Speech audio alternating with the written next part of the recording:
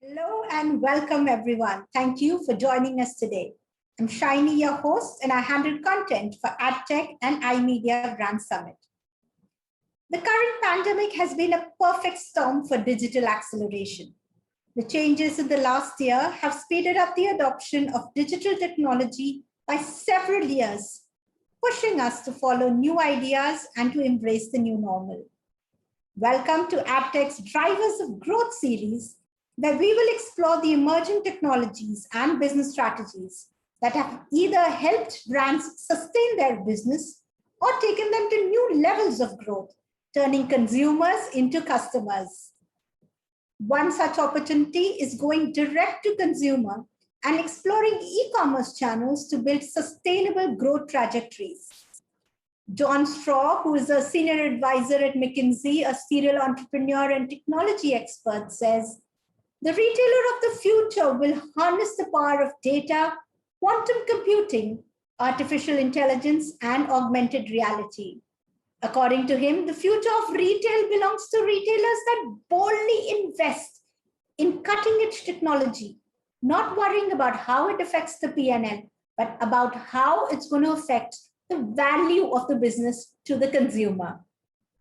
2020 accelerated the e-commerce industry and has been revolutionizing the way brands operate, run, and grow their business, as well as how we as consumers choose to shop and pay.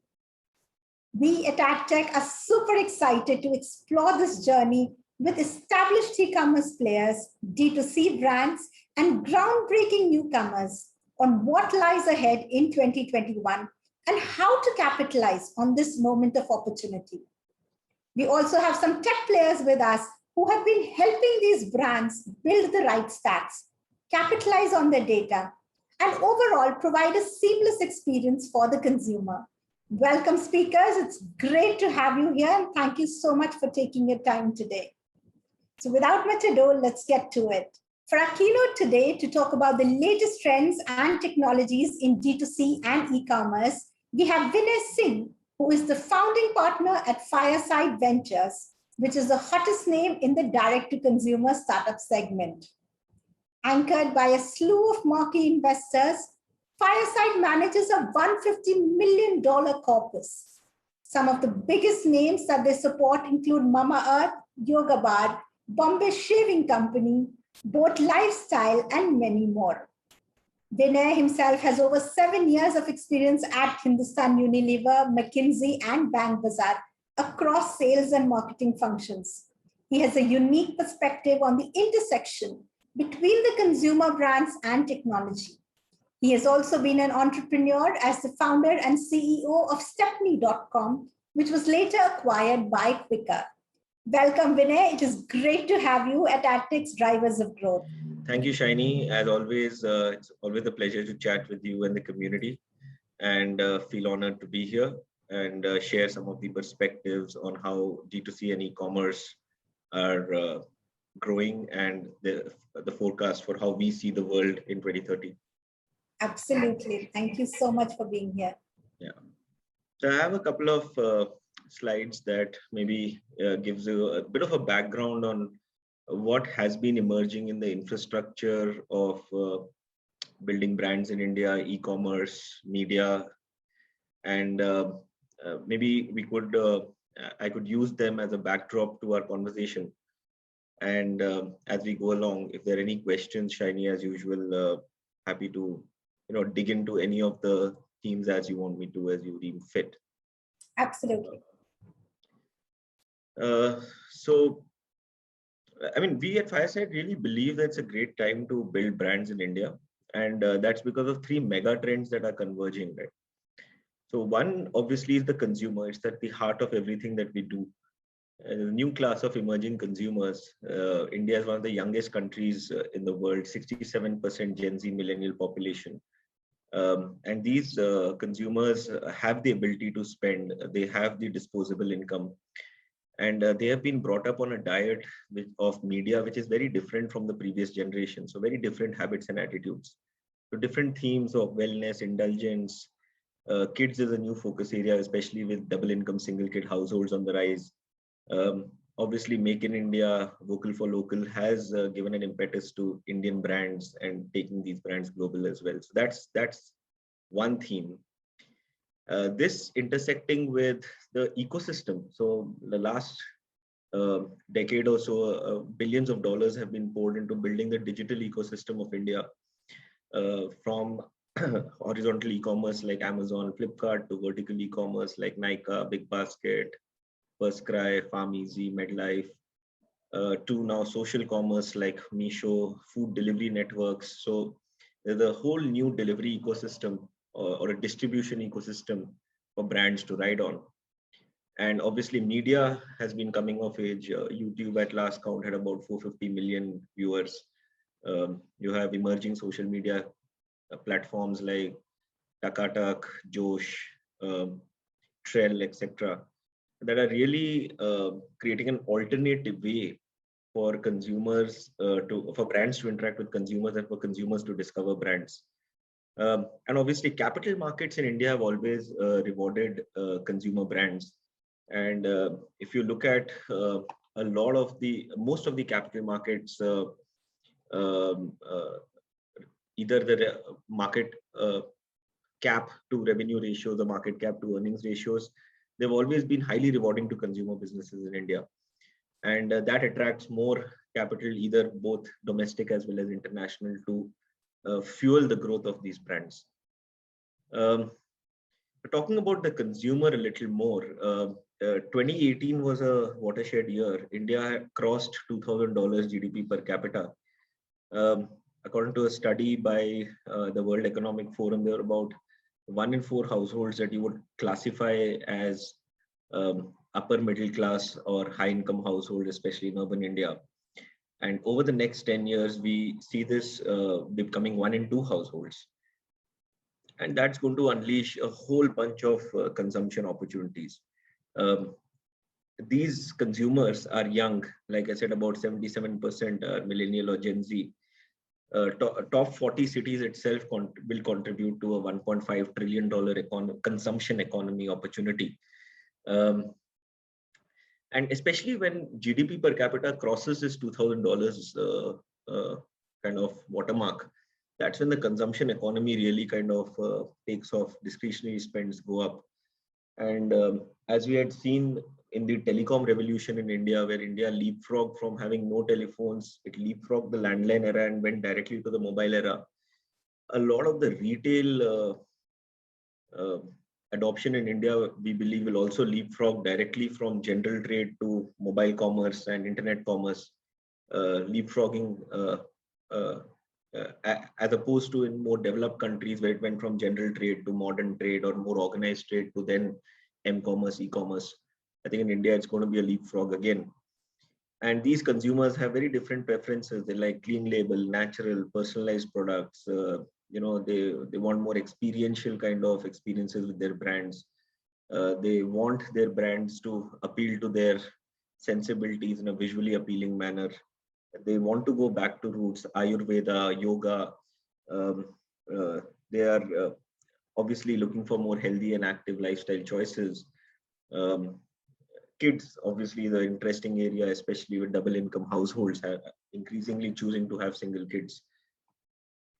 And this consumer, like I said, is very, very digitally connected. India today has about 700 million people on the internet, 400 million of which are consuming media on the internet. And about 225 to 250 million people are actually actively transacting on the internet. Now, all of this will kind of boom over the next decade. We're slated to have 500 million internet e-commerce enabled users and over 1 billion internet media users over the next 5 to 6 years in India. And if you look at it, there's a ecosystem that has evolved around this digitally connected consumer. So on the media side, you had the incumbents like the Facebooks and Instagram and YouTube, etc. Increasingly, OTTs plugging a very interesting gap in the media vernacular, local language content space as far as the fight for eyeballs is concerned, for the Indian consumers' eyeballs. Z5, Hotstar, now obviously it's Disney Hotstar, but then you have Sony Live, etc., which are plugging all of those local language gaps. Even on the social media side, your usual suspects of Facebook and Instagram and Twitter obviously have a very large base in India, but increasingly local, more video-led, more vernacular-led platforms like Takatak, Koo, Josh, etc. Are going to further segment the market and create a very interesting opportunity for brands who are able to understand these consumers, understand these platforms better to actually flourish. And then on the distribution side, obviously, the story doesn't need to be told. Billions of dollars into vertical e-commerce, horizontal e-commerce. B2B distribution is getting impacted as well. Earlier, if you needed to go to stores and distribute your product, it was quite a costly affair. You had to put a sales team, there was working capital to manage, etc. Today, it's all plug and play. And you don't need to do carpet bombing. There's so much of data and analytics that you can actually rifle target and precision shoot the outlets that you really want to be present in and be competitive with. And there are platforms like Udaan, Jumbo Tail, Boombox, etc. that are enabling all of this. Increasingly, the convergence as well. So, for example, Zomato and Swiggy started off as purely food delivery networks and are slowly now getting into grocery delivery and delivery of any other kind of products like nutraceuticals, etc., to your doorstep. Social commerce is another big one, especially with video and vernacular becoming mainstream. Social commerce, we believe, will become a very, very large opportunity and a very interesting opportunity for brands to access their consumer very differently. And this is all leading to brands, what we call as brands 2.0, having the ability to scale up and scale faster. So they're using technology and data, using crawlers, using NLP engines to actually look at reviews, ratings, etc., left by the consumer. So if there's an entrepreneur, let's say in the electronic space, they are looking at other electronic brands that consumers are consuming and looking at what consumers like about the brands and what they don't like about those brands, and trying to fix those in the product before they even launch it. And they can A/B test all of these. So if there's an entrepreneur who has two formulations of, let's say, a chocolate spread, one with orange in it and one with, let's say, macadamia nuts in it, he can test both out on his website and see which has a better retention, loyalty, and then decide to take that one into vertical and horizontal e-commerce platforms and scale it up. If an entrepreneur has a choice between two packaging options, they can test it out and figure it out. They can run pricing experiments at scale. The product testing is becoming far faster, and you have many more cycles of innovation before you decide on which is the products you really want to put working capital and marketing monies behind. And then obviously your vertical e-commerce players enable you to test out your proof of concept at scale. You can test out your brand proposition along with influencers on these local on social media platforms or on other digital video platforms. And then as you scale, then there's a whole omni-channel play that's emerging. There's big moves that have happened with, more retail's acquisition by Samara Capital, then by the Walmart Flipkart merger. Geo Platforms has raised record amount of money, and there's a integration with Reliance Retail on the cards. Tata Group has launched Tata Digital. They have acquired Big Basket, CureFit, 1mg. So huge movements in the omni-channel world, and brands can then plug into that seamlessly if they are digital first. And that's leading to brands getting built more efficiently and faster. So what used to take about 6-7 years, let's say, to get to a $40-50 million revenue run rate, we're seeing that happen in 2 to 3 years now. As these brands take advantage of this entire vibrant ecosystem around them. I'll pause here. And if you want me, Shiny, to deep dive into anything that specifically caught your attention, or you think that we could talk a little more about, I'm happy to clarify. Absolutely. So few questions that I have for you where I would really like you to deep dive. So Vinay, tell me, last year and a half has been what it has been. And given that this is the 4th year for Fireside, how did you see brands and consumers kind of pivot? And therefore, why do you think this is a good time to build consumer brands and services right now? So can you deep dive a little more into that? Sure. So Shani, what has happened over the last year is that digital adoption has deepened even further. Um, so, there were a lot of consumers who are not e-commerce enabled. They have become e-commerce enabled because of their health and safety concerns, not venturing out into the offline malls or markets, etc. Secondly, there were a lot of consumers who were e-commerce light users. So they would just come online to buy maybe a mobile phone or once in a while buy a some apparel, etc. But maybe grocery or something which is more regular, like personal care and beauty, was always an offline purchase. And because again of health concerns, etc., these consumers have increased their basket of purchases of the categories that they purchase online. And obviously, the heavy e-commerce users have further deepened their commitment to living a more digital life. So that has led to a step jump or a fundamental shift in both e-commerce consumption, so in the amount of products bought, number of people who bought these products, and even in media consumption. So the amount of time that we today spend, for example, on our social media, on OTT, versus what we used to spend, let's say, just going out, meeting people, hanging out in a restaurant, going to a multiplex to watch a movie. So all of those moments have now become more screen oriented. And this double effect, right, has resulted in actually D2C brands being able to find a large critical mass much quicker than before. So 4 years back, for example, if a brand had raised a little bit of angel money or friends and family round, they would have got to a certain revenue run rate based on the amount of capital they raised and the opportunity that was there. Now, with the same amount of capital, early stage capital that these brands are raising, they're able to get to 2 to 3x of that revenue watermark.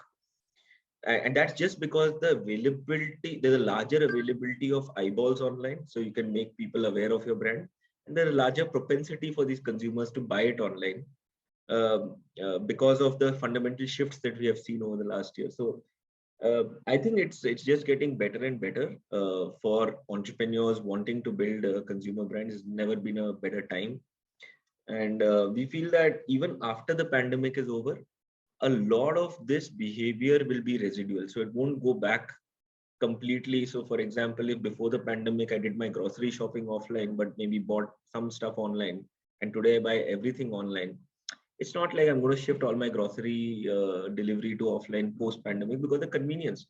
I've seen I get my products on time, I get it at the right price, the quality is great, and it's convenient. Why would I leave that habit? So we believe that there's a fundamental step jump that has happened, and it's there to stay.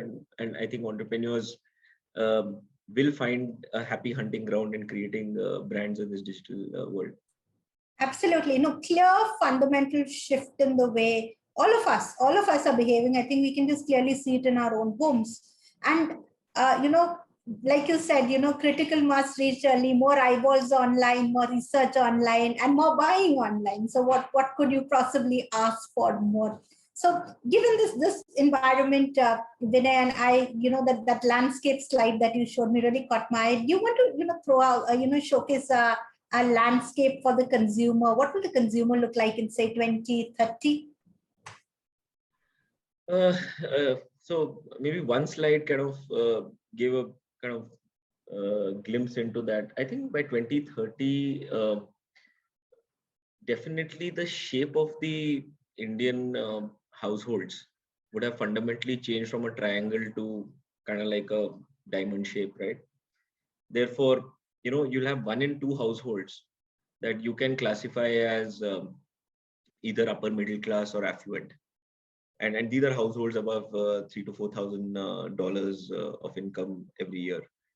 And so therefore, utilities are not even a question.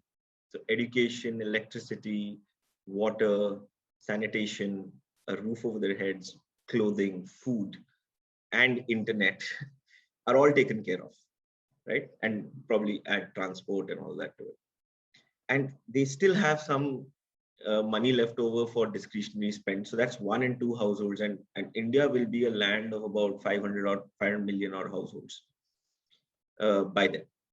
So I think that represents a very large consumer base that has the ability to spend and the willingness to spend on discretionary products. Now, these consumers are all digitally connected because by then you're going to have a billion plus internet users. I think you will almost have 95% internet connectivity. And you will have a large portion of these people being very comfortable in transacting online because the trust has been built over many years. When, for example, Flipkart started about a decade ago, they had to introduce COD because people were skeptical, saying, I'm paying something online, whether the product will come, I don't know. And COD was a trust building exercise. 4 years ago, COD used to be the largest payment mechanism for most of our D2C brands. Today, because of the pandemic and also concerns about handling cash, the physical meeting of people, etc., a lot of that COD has moved to UPI. And UPI is the #1 payment mechanism for most of our D2C brands. So I believe these consumers will have the trust to spend online, would be enabled to do digital payments, maybe even crypto payments. But they have the money to spend. They are digitally connected, influenced by what they are seeing, reading online. They will be transacting online, and therefore the consumer of 2030 is going to be there won't be a difference between digital brands or conventional offline brands. There is no concept of that anymore. It has to be a convergence where if you are a brand, you have to be present for the consumer wherever she wants you to be present, right? So she might want to discover you online, try you in the offline world in a trial room, in a shop somewhere, etc., and then buy you and get you your product delivered to their house. Or they might want to even do the trial by having someone come over to their house for a trial, like a Dyson, a vacuum cleaner or whatever it is. Do a trial at home and then go to the shop to actually experience it and then buy it, etc. So as a brand, you'll have to be omnichannel and be present wherever the consumer wants you to be, and be hyper personalized in your understanding of the consumer. So data will be very, very important. And therefore, the consumer of 2030 will expect the brand to know their habits, their attitudes, their preferences, their likes and dislikes, and tailor make their communication which appeals to them, tailor make their offerings that appeal to them, and tailor make their go-to market that appeals to them. So it's almost like think of it, Shiny, as a segment of one, and data playing a role in helping brands create a segment of one. Absolutely. With all the privacy regulations in place, if I am giving a brand of knowledge of what I am or who I am, giving my data, then I will expect the best of the best communication coming from there. Absolutely, I totally agree with that. So another big change that, Vinay, that we've seen is the health sector. And, all of us have become far more health conscious. We're doing so many DIYs and we're drinking the kada every day and we're doing all that stuff. But the biggest change that I've seen is in the do-it-yourself health segment. Health tech has gained, so much more focus, so many apps, so many devices that we're using now. No one had, I don't know, 90% of people had never heard of an oximeter. Now everyone has one in their house, right? How do you see this space kind of evolving? Yeah, I think culturally, if you look at and go back to the pre-pandemic years, I think if you look at India culturally, we never took preventive healthcare very seriously. It was only when one got ill or sick that one went to the doctor and then took a pill, etc. And then just compare this behavior to, let's say, a US or any other developed country, where nutraceutical is a very large market, where people don't mind, popping a handful of pills every morning, one for their gut and one for their muscles and one for their bones and one for their metabolism and so on and so forth. But in India, it was never taken seriously. But in fact, one would pop a pill only if they're sick. And it was a sign of saying, when I'm sick, I will pop a pill. If I'm not sick, I don't want to pop a pill. I think obviously with with COVID, things have changed dramatically, and wellness is becoming a huge theme for India. They're saying that better be safe than sorry, and let's do whatever it requires to keep ourselves as healthy as possible. So nutraceuticals as a market has seen a watershed kind of year where suddenly we've seen an inflection in the consumer adoption, as well as the number of brands that are now coming in to kind of cater to that demand gap, and various explosion of form factors. So it's gone from pills to gummies to some powders, some very funky juices, to you could have nutraceuticals in the form of snacks and biscuits. So the whole kind of space has just exploded over the last 2 years. uh, Alongside that, Shiny, what's really happened is that uh, if you going to a doctor has become almost like a barrier, because A, they are very busy, B, you don't want to unnecessarily expose yourself by going there, etc. So the adoption of telemedicine has also skyrocketed. So if in fact a lot of consumers today would rather do a first a tele consultation only if required for a checkup or a scan or a physical, that they will then go to the doctor's office or the hospital, etc. And what that has led to is therefore saying, hey, I can do more preventive healthcare by eating better, living better, taking some of these products, etc. Two, if I need healthcare, then I can do it remotely, and people have found solutions and seen that it's effective. To three, saying, okay, can I then do some continuous monitoring so that before something breaks, I can take care of it myself? So, for example, if you look at the whole wearables market, that has taken off in a big way. There was Apple, Garmin, etc. before, but now there are a bunch of brands offering that, including Boat. If you look at, for example, some of the healthcare platforms like Gynoveda, which is helping women take care of their menstrual and period health in a very remote. So even if you are sitting in Aizwal, but you need access to good menstrual healthcare, you have it on tap. Similarly, Fitterfly, for example, you're diabetic, you need, it's a lifestyle disease, you got to manage it. And instead of going and meeting a coach, meeting a nutritionist, meeting your doctor every once in a while, can you do all of this remotely? And only when a chronic situation do you really need to go there. So I think a lot of these health and wellness platforms, whether it's Kapiva, for example, in the Ayurveda space, are picking up, have seen an uptick in their adoption. But because there's been this prolonged pandemic and people have realized that there is a new way to access healthcare, a new way to access products that are healthier for you, and a new way to maintain their health. I think that adoption will continue, especially given the broken or the poor infrastructure of healthcare in India. I think digital health and remote health will be a way where again India will leapfrog from having not that great physical infrastructure to actually having tele infrastructure that is world class in the manner of a decade. Thank you, Vinay, for that super insightful session. I think we have all learned a lot about this space and how brands are thriving in it. Thank you for having me over, Shiny. As always, it's a pleasure to chat with you and the community, and it's always humbling to also hear the feedback that you guys have. So keep the good work going.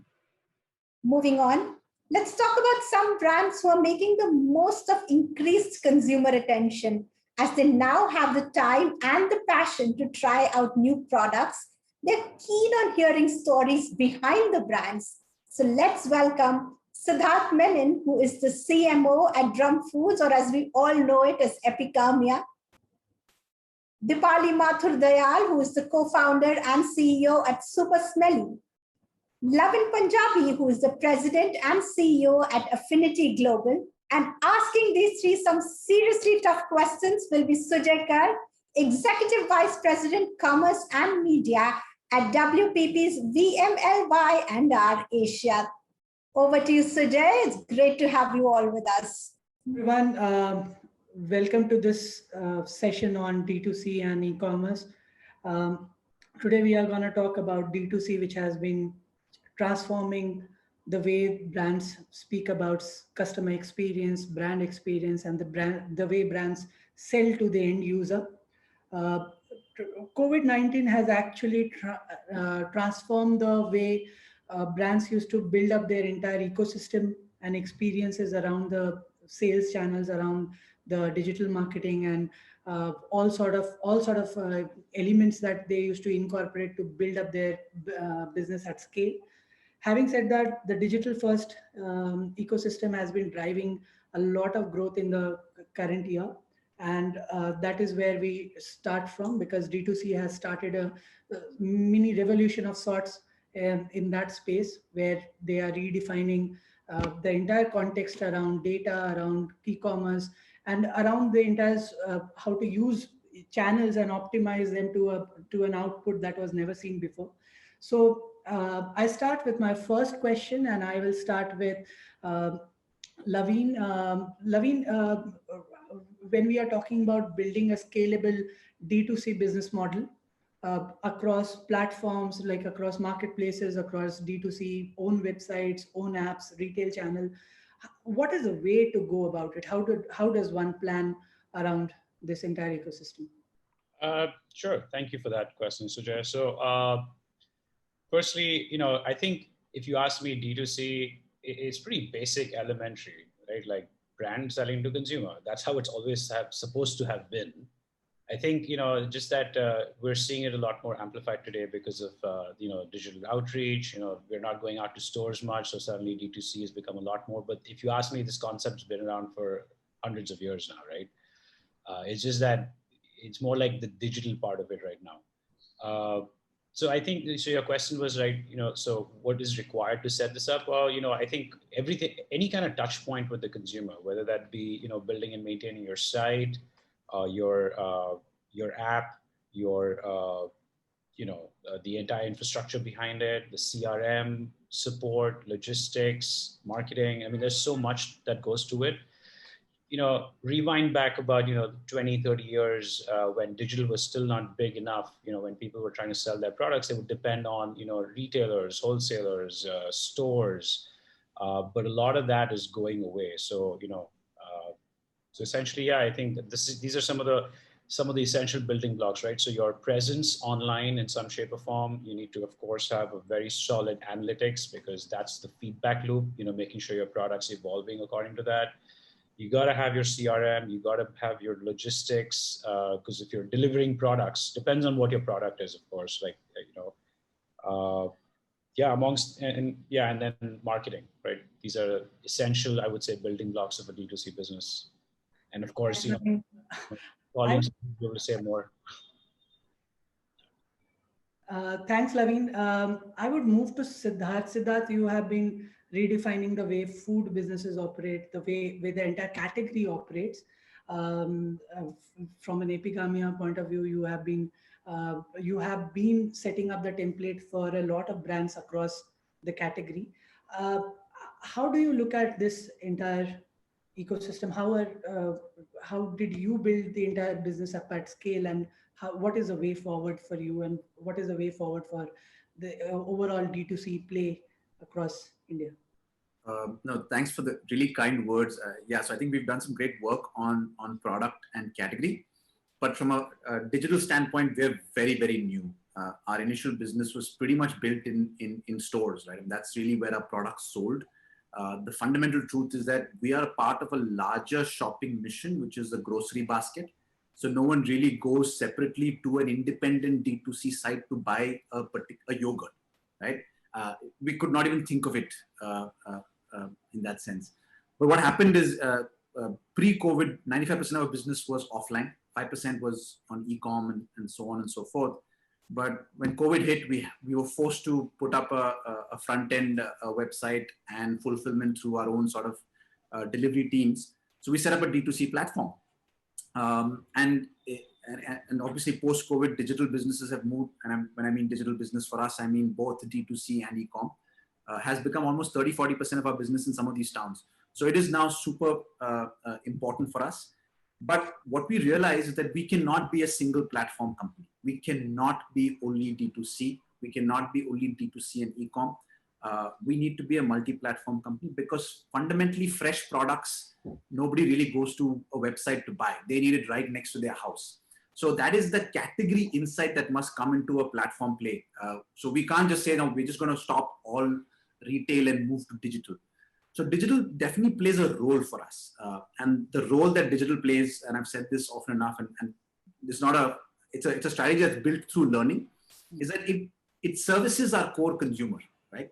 There are 10% of our consumers who want Epigami on a weekly basis, wants the full range, and they don't find that full range in the neighborhood store. So they use our platform, and we're able to service their demand week on week. It also forms a great platform and a playbook for our new launches as well. So we're able to get the first set of critical consumers, make them aware, get them to try the product, and then they go back to the existing platforms, be it e-com or retail, to buy it. So for us, that's the objective of D2C. Unfortunately, we're a fresh product company, so D2C does not solve the tyranny of locality. I can't sit in Delhi and service Gorakhpur.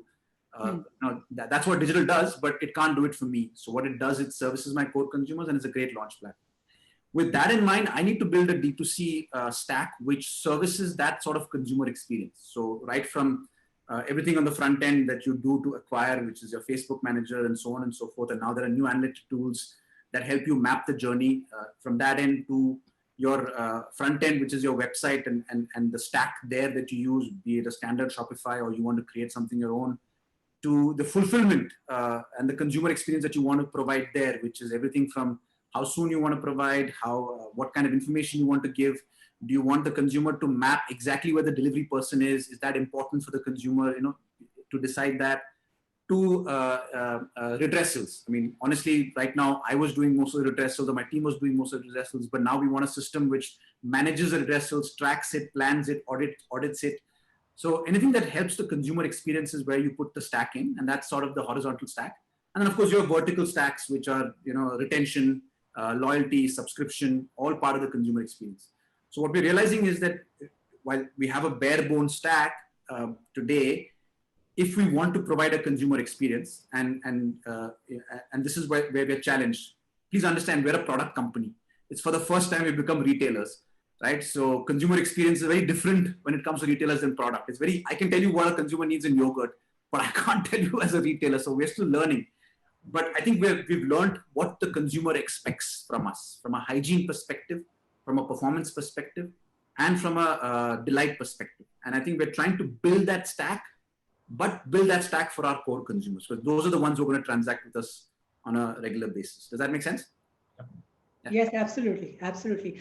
I'll move to Deepali, because she is a young new entrepreneur getting into the brave CPG category, because Deepali, consumer products have always been like, we did not know this kind of a model existed, say even 5 years from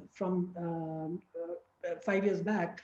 What we wanted to understand is how are you looking at the ecosystem, because you are a new player and you are looking at building up a scale in a post-COVID kind of a world.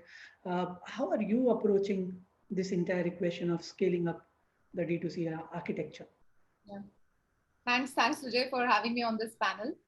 I think I resonate with Levin, because from being D2C, from once being associated with catalogs and those cheesy late night infomercials, to now so many D2C brands which have become a household name. I think we've come a long way, and that's only happened because these brands adopted the strategy of being digital first, and that has completely revolutionized the way brands have traditionally been built, right? And I will speak from of my category, where D2C, of course, has a lot of advantages, easily perceivable advantages, which go beyond just immediate alpha in sales, like marketing activation or better control on a customer relationship, or access to end consumer data, right? All of these, you would agree, are building blocks for long-term and strong, brand loyalty. But having said that, DTC operations are fairly easy to build.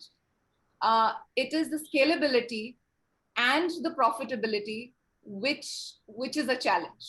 Yeah, even in my segment, while you would see so many players, it still is a challenge. And therefore, in any D2C proposition, I think the first two things that one must look at should be, one, the economics, which means is there potential for profitability at a product level? And second, the consumer proposition criteria. I mean, is there enough differentiation, and is the product distinct enough to drive demand? Once you kind of answer these two, should you then move forward? And coming to my category, I mean, we also have been a digital first brand, and the presence of so many aggregators is very, very important, I would say, especially in the initial stages of a brand like mine. So what happens is you need these aggregators initially, and that doesn't actually, to me, that's semi D2C, because then there is an aggregator in between. And the very fact that you wanted the end consumer, data and intelligence, therefore, does not come to you directly. But initially, it is for brand recognition and for discoverability, which especially, platforms like Amazon and Nykaa are amazing at.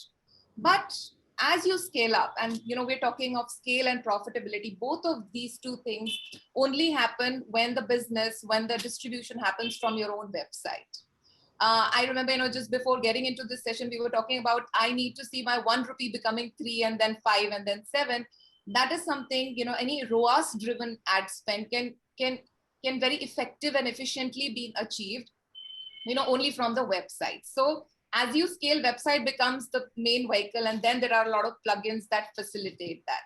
So yeah, that's pretty much how, the journey transcends, and that's how scale can be achieved. Perfect.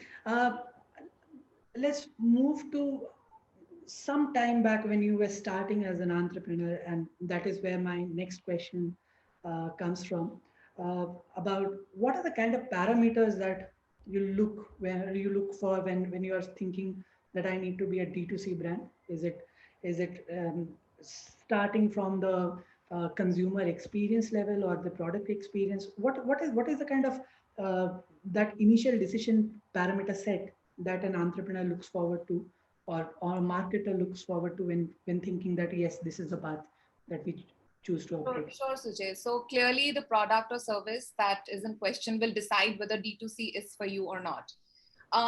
But, especially because we are talking in the post-pandemic era, the kind of data that's coming out is pointing at a certain direction, which means if there is a surge in first-time online shoppers and existing online shoppers are increasing their wallet share of spending online, one needs to really think about it, and very seriously too.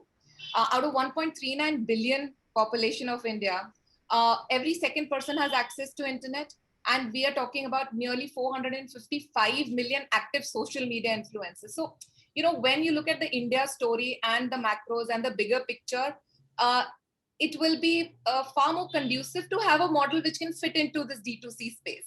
Because the entry barriers are low, and also because if you can, again, ask a few questions, and we did that too. And I'm sure Sid and so many other entrepreneurs also do the same. Questions like, is the target segment, is the end consumer that I'm trying to reach, will I be able to, is this D2C route conducive to get to him? If yes, then yes, we must. Are you going to use this route as market intelligence? If yes, then yes, this is a good route.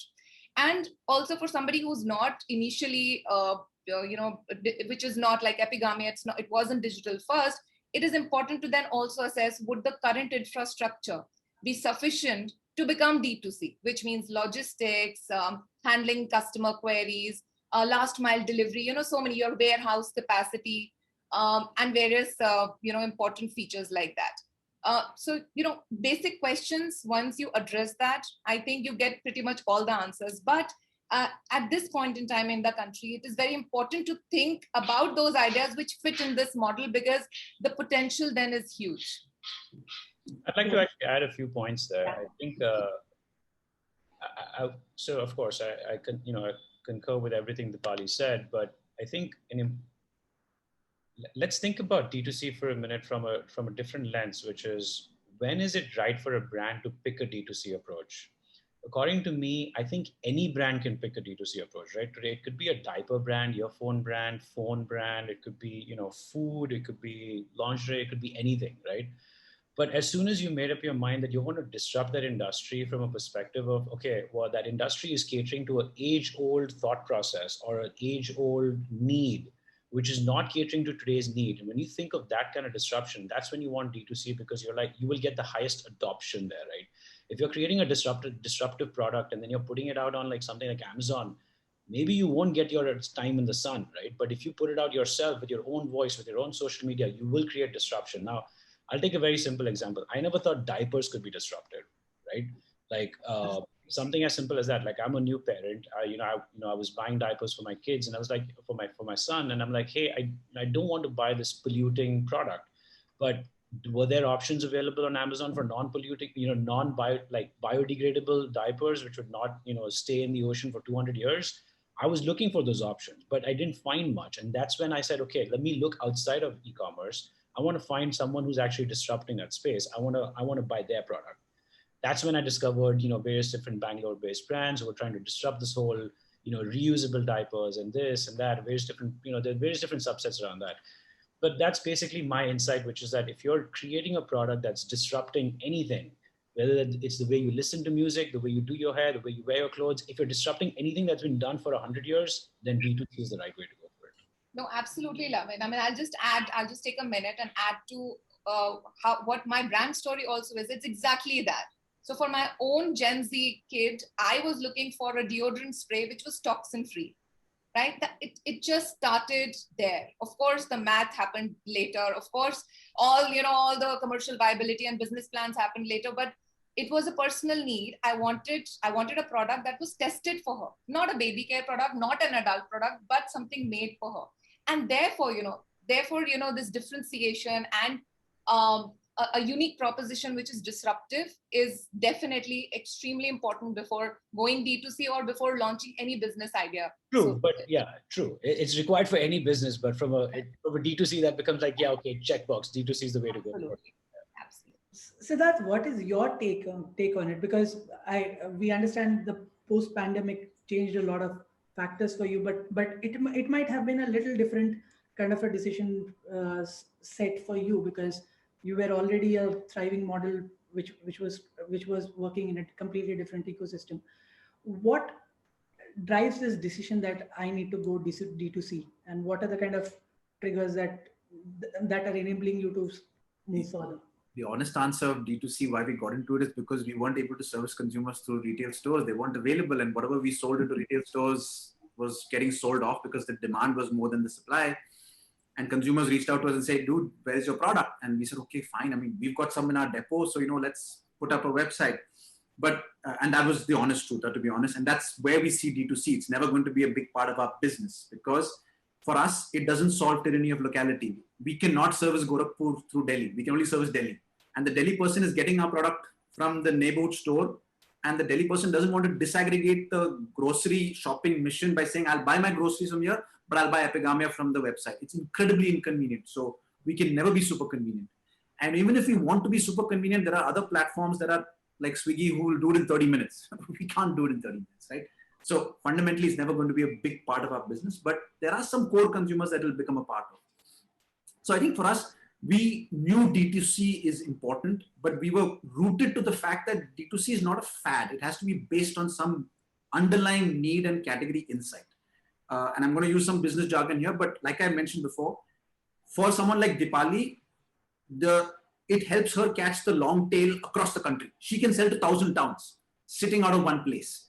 Now, if you use the traditional FMCG way to do it, for her to go to 1,000 towns in this country, she would have to have 1,000 distributors and 1,000 people feet on street.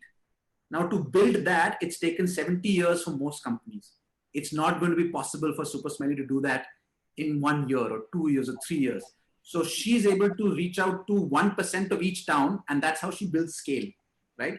If her business was only to be built in Bandra, then she could be in Nature's Basket and Big Bazaar, and that's it. She doesn't need to be D2C because those guys have better economies of scale to deliver to consumers than a D2C brand.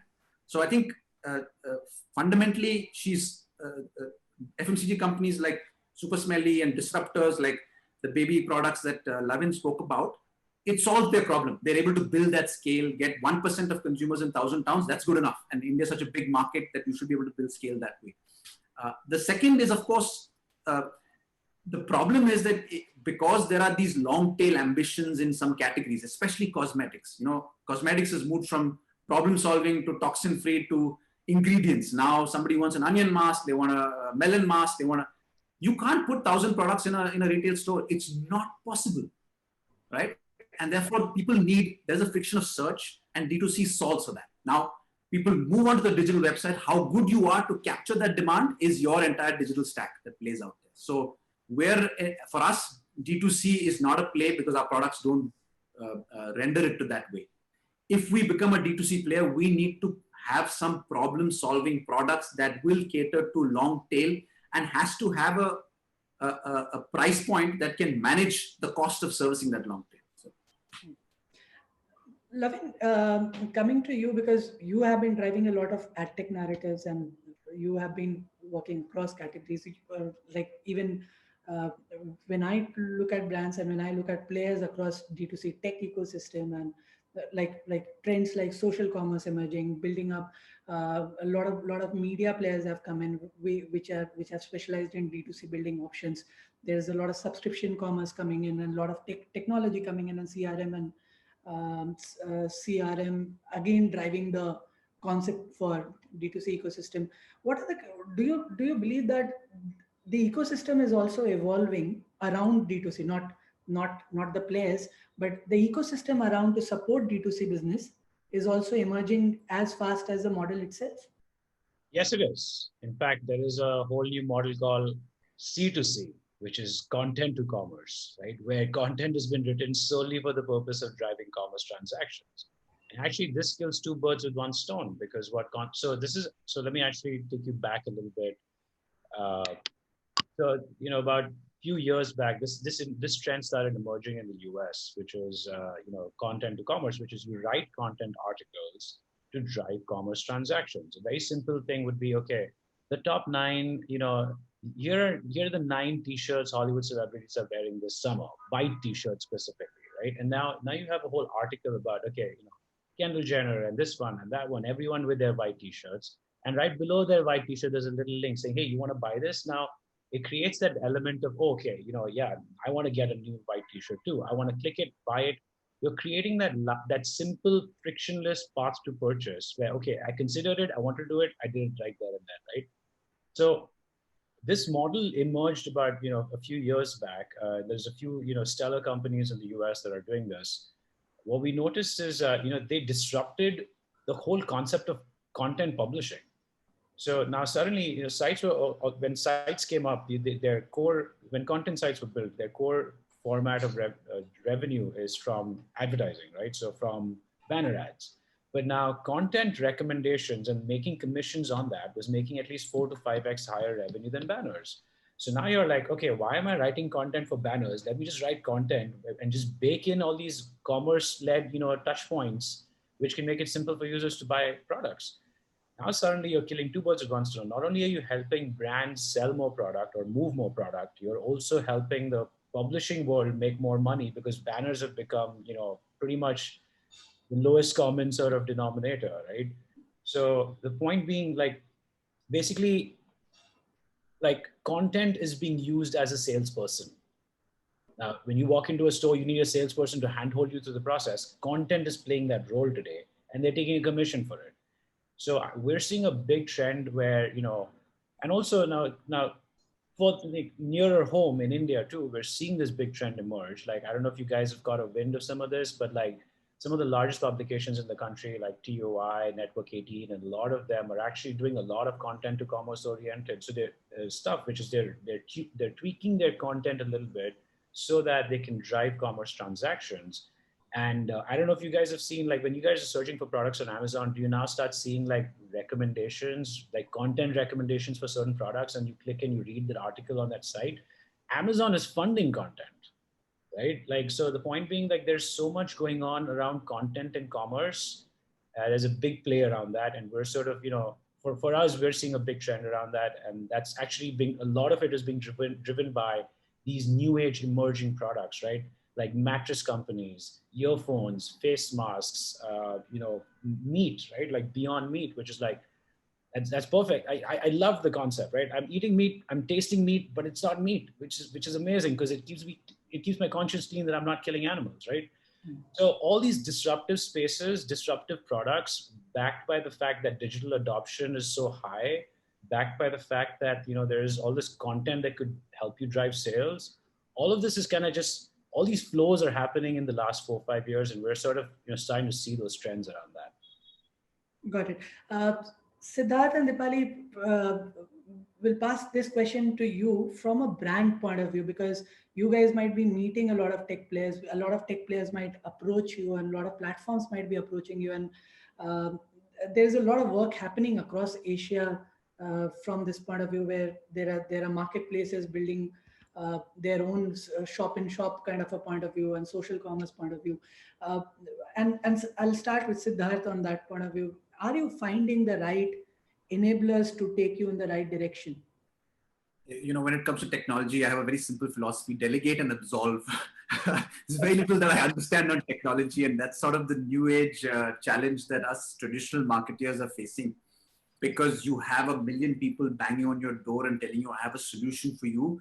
And very often we don't know what we want. And that's the truth, right? I mean, we know we want to increase sale. I mean, make no mistake about it. We know we want the brand to stand out. We know we want the brand to speak in a particular way, and all of that we know. But there are so many solutions right now that I think we're all getting lost in, okay, what do I really use? And everyone obviously claims that they have a new solution to an age-old problem. Honestly, I am very much lost as to what do I need to use. So I think I go back to the fundamentals of these situations and saying, what is the problem that this person is solving? I think there's a little bit of learning and unlearning that's happening, at least for me. Trust me, I've been a traditional marketer for 17, 18 years. This is all new news to me.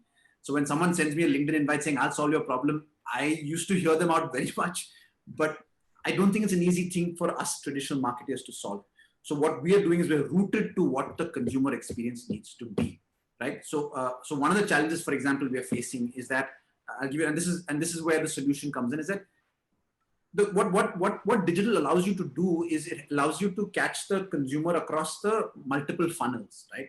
And make no mistake about it. But my funnel is very different. My funnel doesn't end with my website, because most consumers will probably see my ad, may or may not click, but they'll buy from somewhere else, right? So now there's a tool which someone presented to me, and it says, you know what, I will route your, I will be able to trace your consumer to another channel. I said, great. But I said, I also want to do, I don't want to be platform first. So I don't want to say that,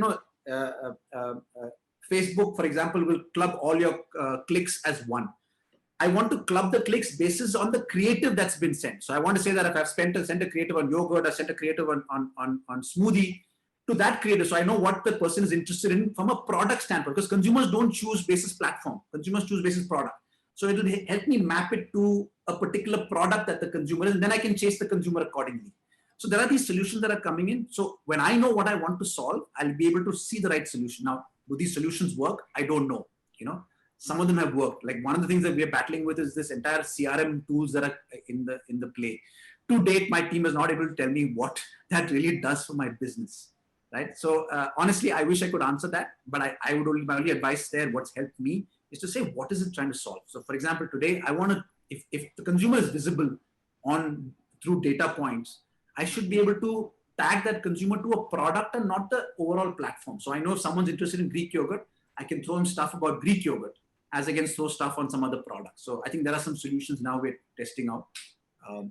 But that's the limited knowledge I have on the numerous tools that are available right now. And we're battling with some of them.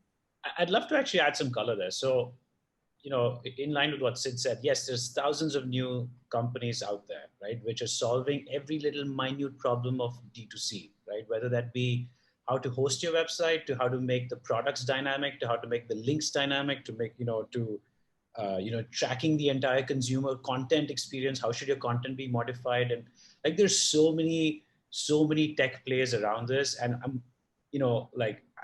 I've been exploring some of this stuff over the recent past, because we're trying to figure out, right, as a tech company, where do we stand out? What problem do we solve? But all I can say is the world of D2C is a lot more possible today, thanks to these thousands of different SaaS platforms, whether that be a delivery platform, a SaaS. There's SaaS for pretty much every little problem statement that you may run into. There's a SaaS platform for pretty much everything out there. So I can only say that, there's no better time for a brand to consider D2C. This is, today as an industry, so many things have evolved. Yeah, just much more easier now. Yeah, no, I agree with Levin. I mean, honestly, when we looked at D2C and we said, as a team, we said, okay, guys, let's set up a D2C platform. We thought it was going to take a month. It took a week to set it up. And I was like, guys, I'm not even ready with any ads. You set up a website, you set up a full stack. I'm like, are you crazy? So it's easy to set it up. I mean, it's much easier now. Absolutely agree. So I concur with Lavin. He's pretty much covered everything for me. And our journey also reinstates the belief that, with e-commerce, there are a lot of elements, right? A lot of elements have to be put together. And for each and every element, now there is a service provider. There are international brands, big companies, and homegrown solutions, which are pretty much plug and play models. Yeah, from setting up an e-commerce platform from Shopify to WooCommerce to Magento basis your scale. Yeah, you can just do it in a jiffy, right?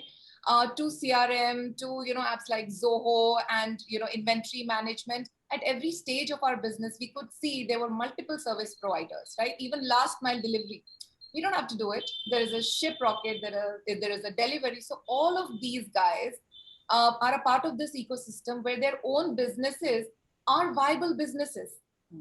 And, and they facilitate an e-commerce setup like mine, like nothing else. If I had to do it myself, would I be this efficient? The answer is a clear no. So I don't know if the ecosystem is as efficient as it should be, because like Sid mentioned, we still have to figure out what is it that we need and what is the right fit.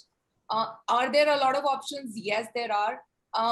Are they enough? I don't know. But yes, all of this makes it possible for any brand to then, lower the entry barriers further. And because these are all plug and play, all you have to do is it's just a basic sign up and you're ready to roll.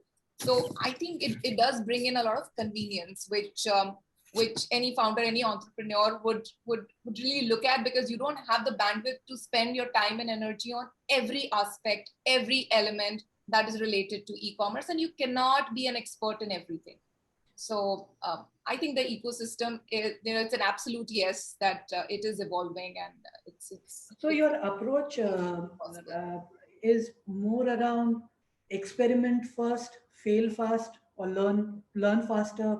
Is that the approach you guys recommend to a D2C entrepreneur, or like think about the model first, build up a complete model architecture, and then start investing? What is the right kind of approach that you guys recommend as a strategy? Like, Sujay, for us, what's worked was that we knew that if this is D2C, how we make the most of it is by being nimble-footed, which meant that I would have to take care of my MOQs, because it's a physical product. There is this trap where every new brand will kind of resonate with that. You think that you have a perfect product, and we started our journey by making India's first toxin-free deodorants, and we said, wow, what a product. But we had to test it, right? At the end of the day, a deodorant has to be well received. The fragrances should be liked. There should be takers for toxin-free deodorants and the several solutions that we thought we were making. So the model should be where you arrive at the cliche MVP, most viable product, and then scale. Because clearly the kind of feedback on everything, on your distribution model, on the product is a lot initially. And then you look at your inventory. If your warehouse is full of products, you really can't be that nimble-footed. So the beauty of this entire landscape is that you can turn it around. And arrive at what is now accepted, where can you establish yourself, get the proposition right, understand what you want to build. You don't have clear answers to everything initially, but you get there, you get them, and then scale. And I think that's what worked for us brilliantly well. Absolutely. And possibly that might be the template going forward for a lot of D2C players in the future as well. So the next question is more for people who will follow in the footsteps of all you guys who are dreaming about a D2C ecosystem, because I see every day 5 new brands coming up and saying that yes, this is the way forward for us, because the classical way of brand building, the classical way of building up sales platforms or building up sales programs aren't really working for them. What are the kind of challenges they should look out for? And I'll start with Siddharth. What are the kind of challenges that you find and you would recommend new D2C players to look out for when they are looking at starting with the entire journey altogether? I think D2C. So D2C is one part of your strategy. It is not the strategy. Right? Remember this: when you're D2C, you're a retailer, but that is not core. Your core is a product as well. So the question of deciding whether you want to be D2C will be incumbent on the product that you sell. So never de-link the two. Yes, it's convenient to do D2C because, at the end of the day, you don't have to go to those 100,000 stores or X number of stores to sell your product or whatever it is. I think it's incumbent on the product. So for example, if someone wants to launch a chips product, very often than not, D2C will not solve your full problem. You still need to be in retail. You still need to be in e-com and so on and so forth. So I think it's all incumbent on that. Whereas someone launching a high-end cosmetics, the chances of success on D2C is there because you can put it onto your price point. The person will buy your cosmetic maybe once a year, but you can add another product, which is a different functionality, and you can sort of keep building it. So I think don't de-link the D2C platform to your product strategy. The product strategy will dictate both. So link that is number one.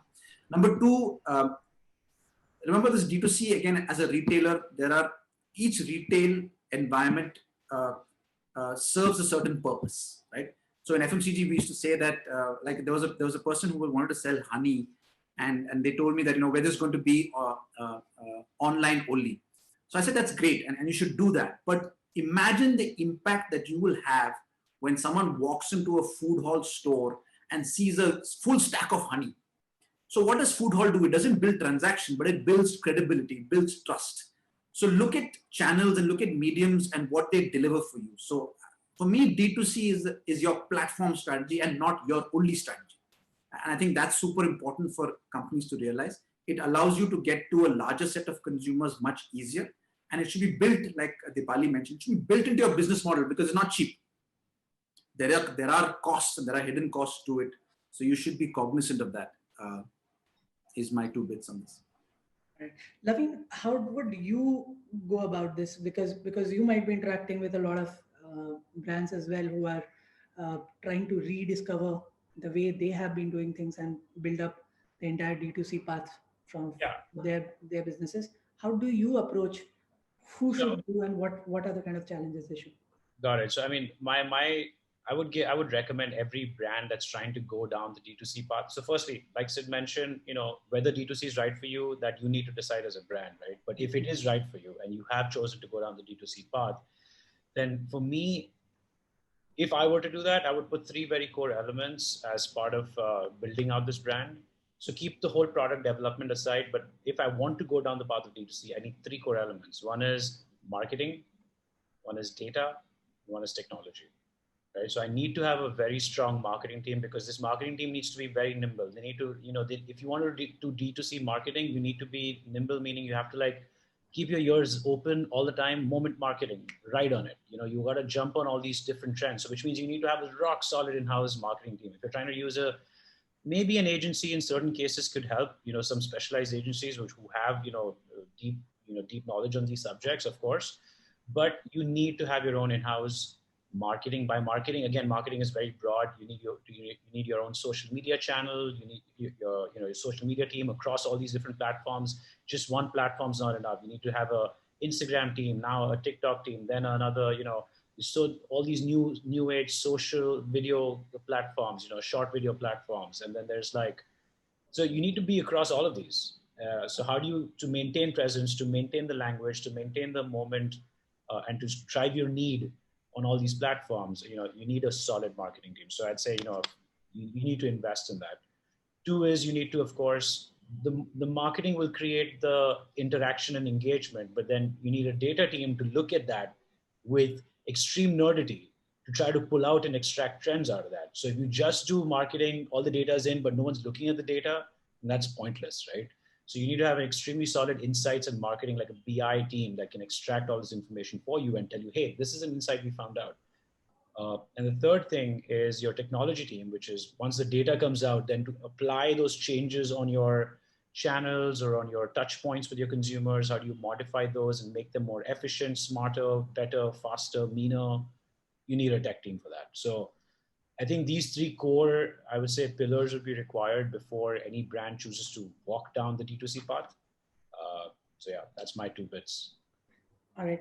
Deepali, just taking a leaf out of what Lavin said and what Sid said, the challenges, of course, we would like to know about the challenges, but also how important is the data play for you, because you are starting up, how big a role the data is playing for you as a business? Well, data is everything for my business because I've chosen this route, correct?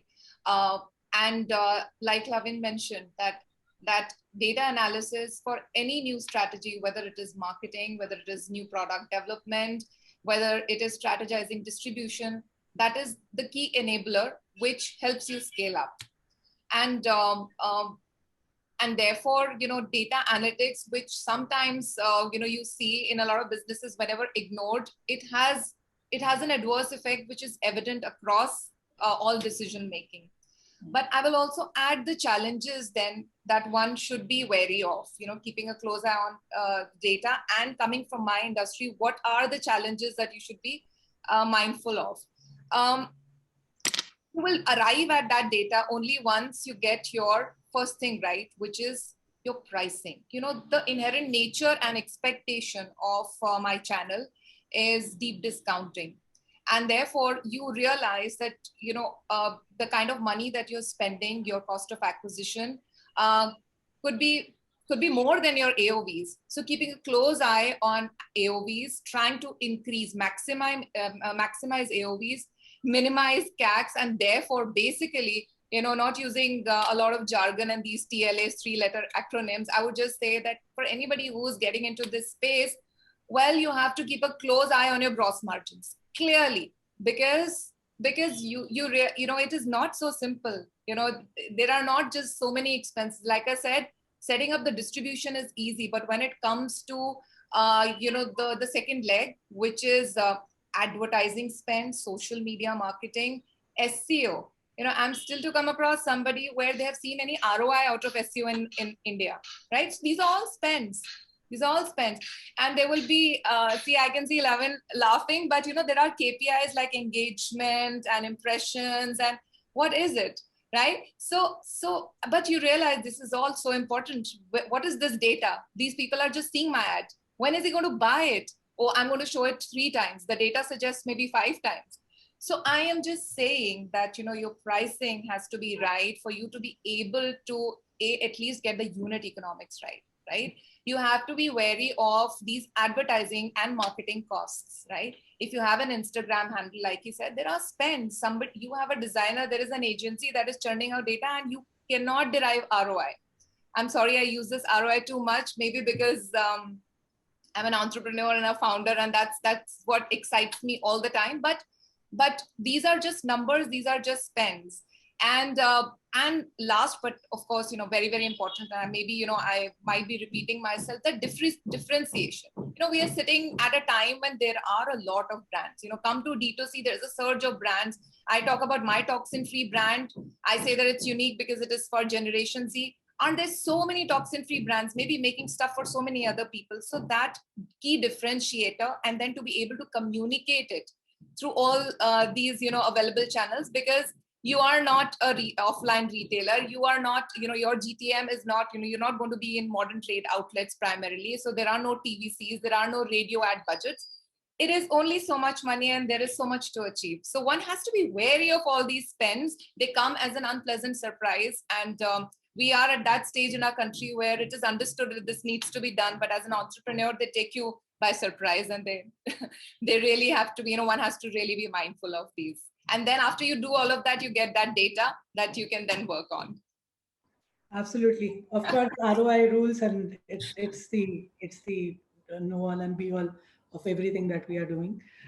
Thank you for the conversation today, Dipali, Sid, Laveen. It has been an amazing learning for me as well. And hopefully it is as insightful for the audience as well. Keep watching this space. There is a lot more coming from AdTech on D2C and e-commerce. Thank you so much. That was a fantastic conversation, and I'm really intrigued by some of the stuff that you have said, the trends, the focus, and the flawless execution. Kudos to that. Up next, we have brands who we have all known and loved almost all our lives. And now they're even closer to us, moving from retail to e-commerce only to serve their consumers better. Let's welcome B. Sridhar, who is the Global Digital Director for e-commerce and tech innovation at Diageo. And joining him is Pavan Sarda, Group CMO, Marketing, Digital and E-commerce at the Future Group. Girish Chaturvedi, we have the Chief Business Officer at Netcore. And again, picking their brains on this incredible foray into e-commerce is Kritika Shroff, who is the Commerce Lead at Dentsu and Senior UX Lead at Fractal Inc. Welcome, speakers, and over to you, Kritika. Good afternoon, everyone. So firstly, I want to thank you all to have spared your precious time with me today. And we'll start the discussion. Before we proceed for the discussion, I would like to give you some context. So over the years to come, when we look back at what happened in 2020, at that moment, it changed. 2020 was the moment that changed everything. So e-commerce has boomed. We've seen changes in the shopping behaviors, lifestyle, how the entire world has moved and it shifted to the new digital age. So e-commerce players worldwide, they're looking at now the latest technologies and tools to meet the customer needs and demands. The needs and demands have changed. The experience of our customers defines our reputation of the market. So they become the brand. Experience is the new brand, is what we are seeing now. And experiences are the new branding. So we expect companies to listen to us. We value our opinions, to see us, to interact with us, and to provide great experiences.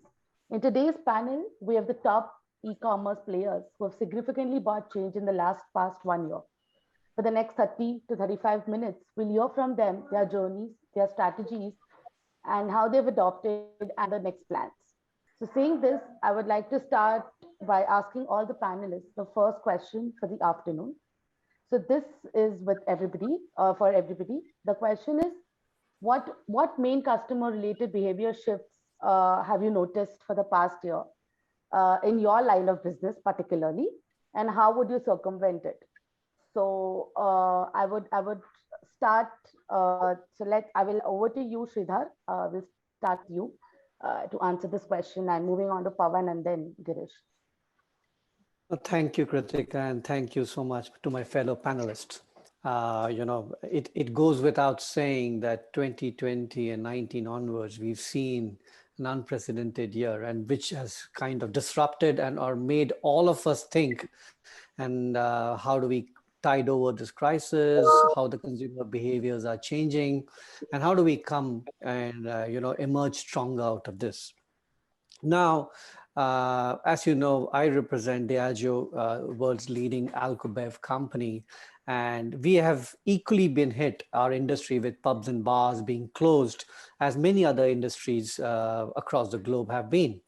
Now, so our focus definitely has been to kind of double down on our e-commerce efforts across all channels.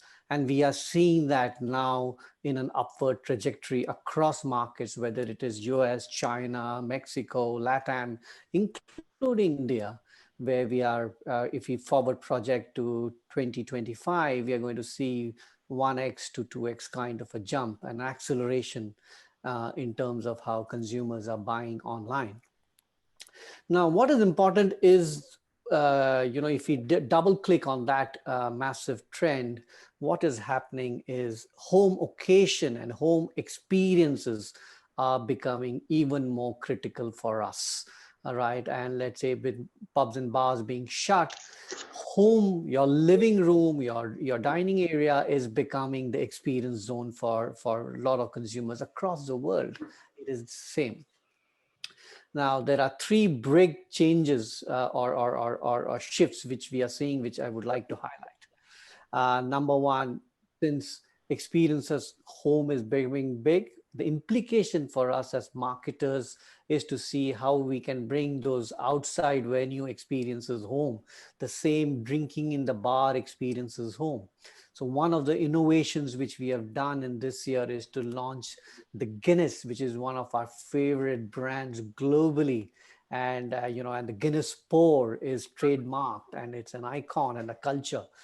And so we are planning to launch, if you've launched in UK, Guinness micro draft, so that consumers can have the same pouring experience at their home kitchen and enjoy the same draft of Guinness. That's one. So how do you bring those experiences home? The second trend which we are really seeing is, as consumers are drinking at home, is about premiumization, right? They are drinking much better, and therefore they are up trading. The CAGR in premium spirits is at about 20% year on year. Therefore, we are continuing our efforts to tell consumers to drink better, which means better experiences rather than drink more. And finally, the third implication for us as marketers is to think innovative formats and innovative categories, which we never thought of. For example, RTDs is really taking over in US of pre-mixed cocktails. And very soon we will see that trend happening in Europe and India and China. It will just flow through. We are seeing the superlative growth of low stroke, no alcohol spirits. Consumers want better drinking experience. Therefore, they want to moderate their drinking. Therefore, 0.0, we've launched Tanqueray 0.0, right, which is no alcohol gins.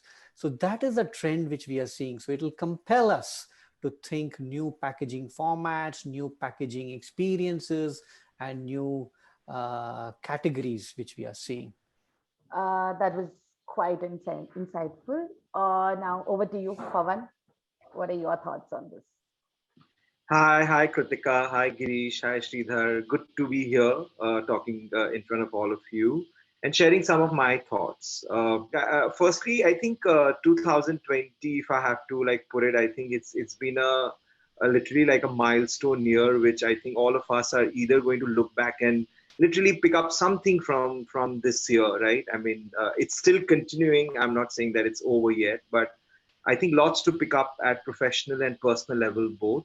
So if I have to speak from my organization point of view, I think the first thing first, I think the big change which we saw was, the whole omni-channel discussion, which always used to happen inside a boardroom, suddenly got into reality within seconds. I mean, I think that's one thing which hit us. And how, within days, right? I mean, there has always been this discussion whether offline retail should go online, how it should do, and so on and so forth. I think when it hit us, we had no time. Within 15 days, we had to just go and create online presence. Obviously, because there was a big shift from a consumer touch point perspective. I mean, I'm sure all of you must have experienced it, but there were a lot of customers who were not even ready to touch, let's say, a rupee note, for example, right? I mean, to that extent. The fear was of that kind.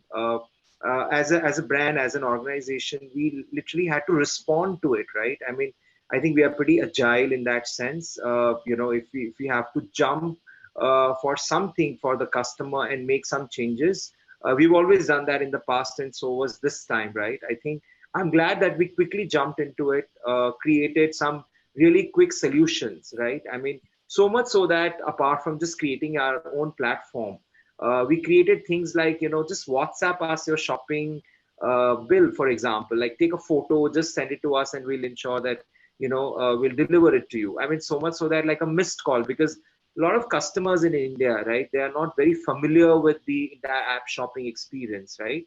So I think a lot of these kind of changes, and it was literally learning on a daily basis, I mean, to say the least, right?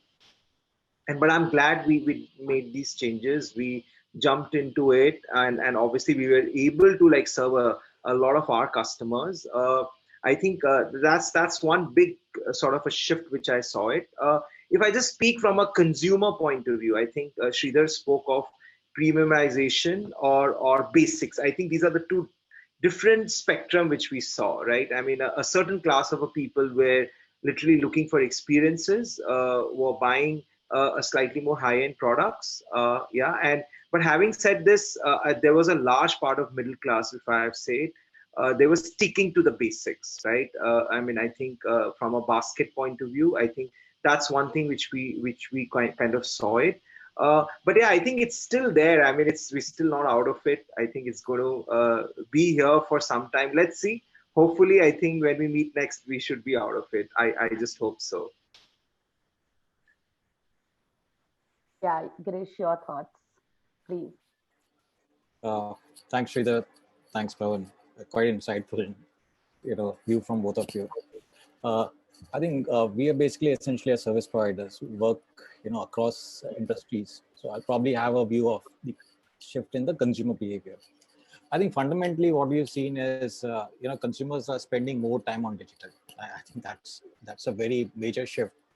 And to our mind, a lot of them are new to internet.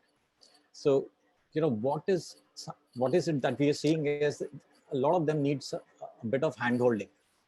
Okay, so they're new to web, they're new to app, they're new to the entire ecosystem. So I think they need those hand-holding. They need someone to help them maneuver through the experience. And I think that's where, there are technology which helps nudging, which helps basically better product discovery, better customer experience, stuff like that. So I think that's one fundamental shift, that the time spent on digital is increasing, and it needs a lot of technology to handle people who are new to internet. The second fundamental shift is that a lot of people now on videos. So I think from text to video, I think that's a significant shift, and thanks to the OTT consumption, I think that's another very major shift. And we're seeing some very interesting stuffs coming with the OTT consumption. So what's going to happen now is OTT will not just be content. I think they will become commerce by itself. So which means, very soon you will see that, the stuff that I see my favorite star wearing, I can just basically on a click of a button buy it. So, it's going to be closing the entire ecosystem, closing the entire loop. So that's going to be the next big shift. And, that's essentially from how the consumers are shifting to how, brands are leveraging the technology. I think the third more important shift that we've realized is that, brands are now, getting into conversation with customers. So it's not a monologue, it's not a dialogue. It's basically conversation. So they need to basically be accessible to the brand. And this conversation is, omnichannel. So I think Pawan spoke about it. I think how do you basically make your brand available omnichannel? And there are basically chatbots which are actually available across channels. So your bots on messengers, your bot on WhatsApp, your bot on Google. You've got bots on your website, and it's not just bots. There are very, very sophisticated bots that's coming on NLP. They're coming on voice-based platforms. So that's going to be the next big thing. That how do you make your brand omni-channel and build that kind of conversation with the customers. I think the fourth thing is and I'm just going to be repeating some of it because you sort of covered a lot of it. I think it's going to be low touch. The complete shift is going to be low touch. when it's going to be low touch, as a brand, you don't have a lot of visibility, which, Sridhar, you may have otherwise. So you said pubs, and suddenly you realize that you don't have pubs. So, we're all shifting. The consumers are basically shifting to a low touch. And if you are basically low touch, that how do you basically make your brand accessible to them? And which is where you see some of the publishers, coming with, radically very different technologies. So you have catalogs now on WhatsApp, you have catalogs now on Facebook, you probably have Google Commerce, so all of those stuff. So, AR, VR will suddenly become very, very prevalent because you want to give them experience. They want to understand what they're getting into. So those are stuff that will basically, very, very prevalent.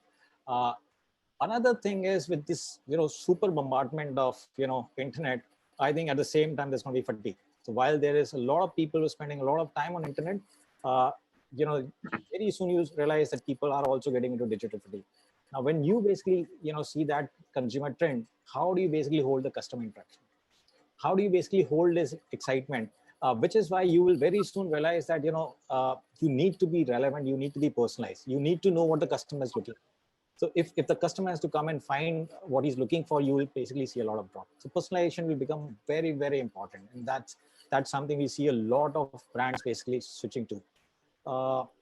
And I think, media consumptions have all changed. So, a lot of have basically, shifted from, traditional media to digital media. And so I think overall, this is basically the, key trends that we've seen, consumer behavior and how brands are sort of leveraging this shift. Yeah. Thank you, Girish. That was helpful.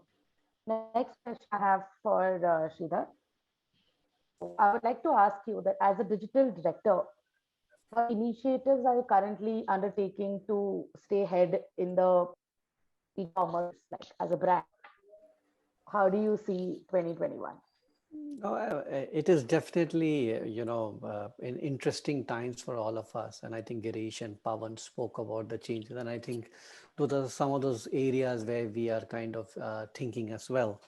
In continuing with my earlier provocation that we are seeing this rise in in-home occasions and in-home experiences, at least our wish is that if you can create your favorite cocktails delivered at home from your favorite bar, because in at home you can't make those fancy cocktails which you aspire for. But if you are able to do that, that's the time where we will, really create innovation and new ways of thinking of bringing experience at home. Now, having said that, e-commerce channels and omni-channels, as you say, one of the key areas where we are thrusting upon is leverage growth. That is, how do we win quality market share with profits, right? And that's an aim where we are all driving towards. And the strategy is basically pinned on that to drive quality share rather than lose profitability. Now, there are 3 or 4 areas where we are really focusing on and doubling down our efforts. Number one, obviously, is omni-channel, which Pawan talked about, and that is exactly we are seeing all across. And no e-commerce channels is the same, whether it is a pure play marketplaces or the retailers or a delivery platform.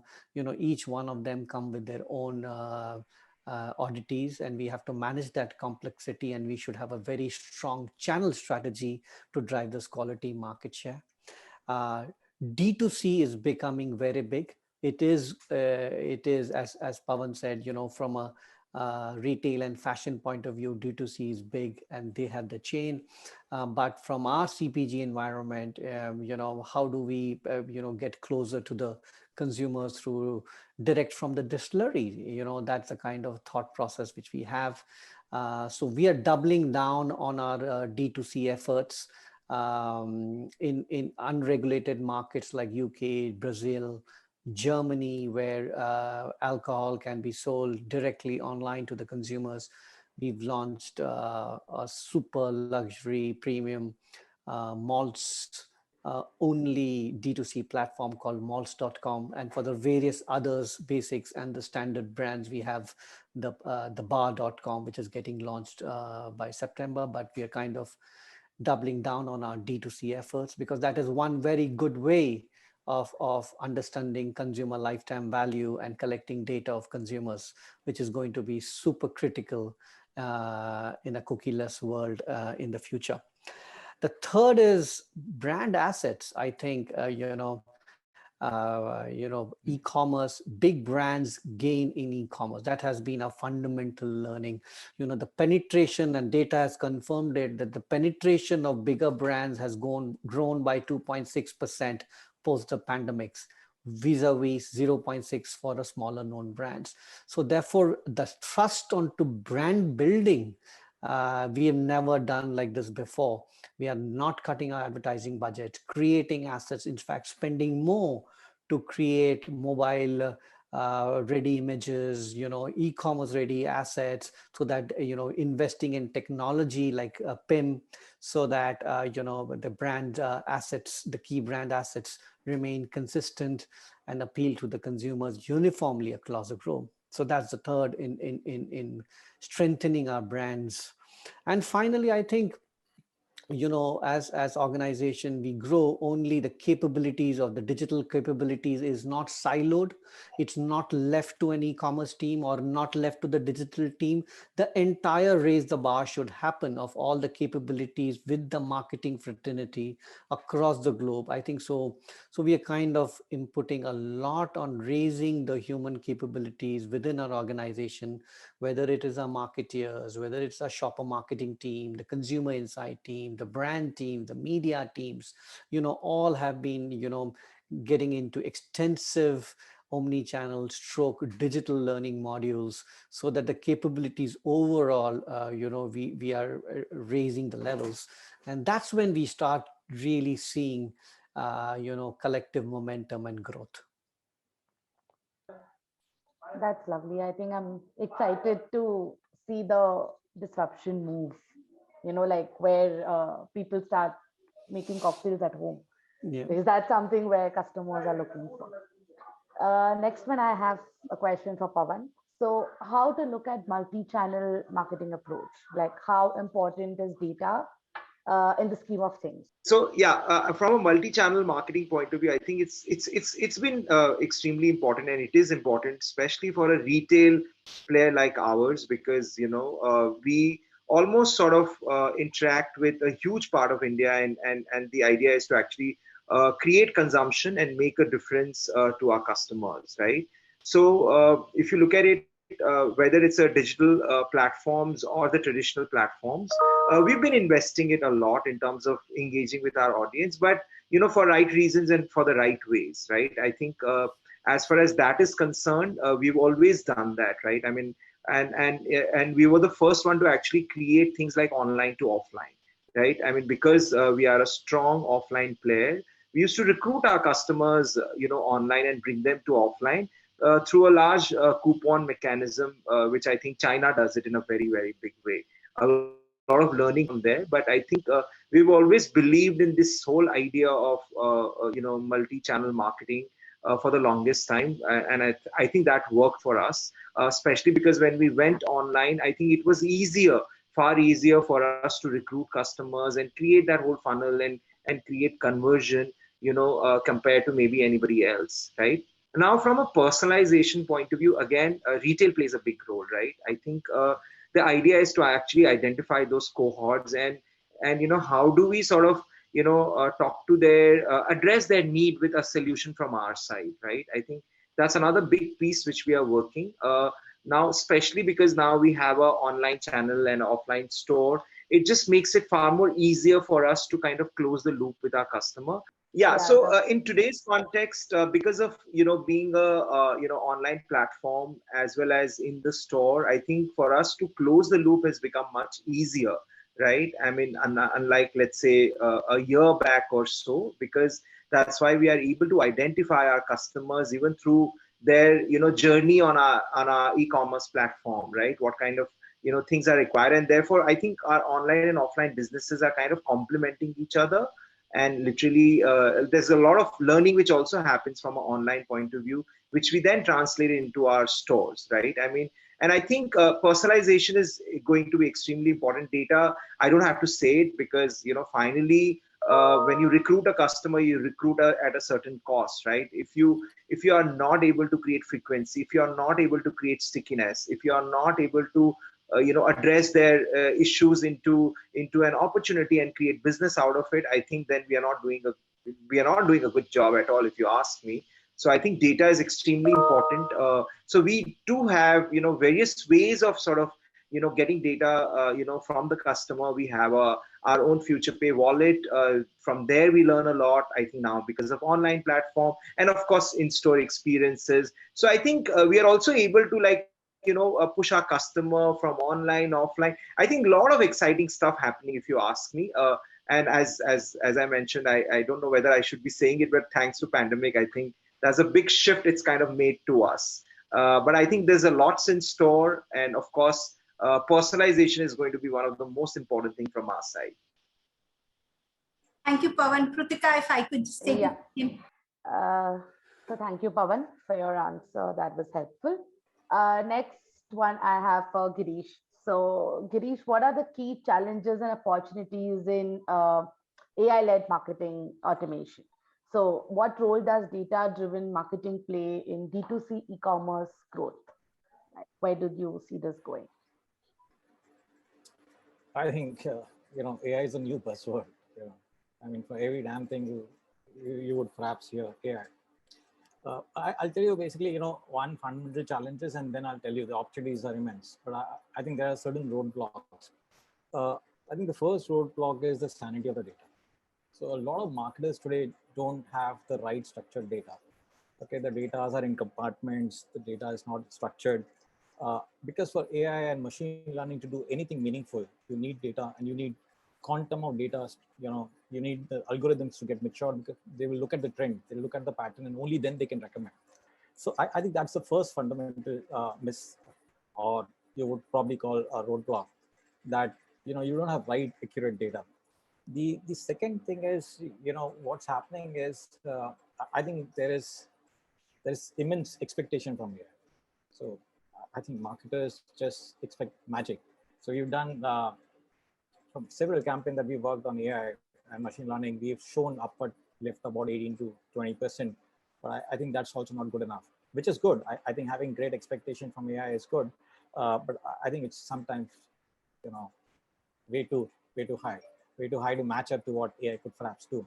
The third thing is, the availability of the data. So one is the sanity or the accuracy of the data. Second is, in many cases, the data just don't exist.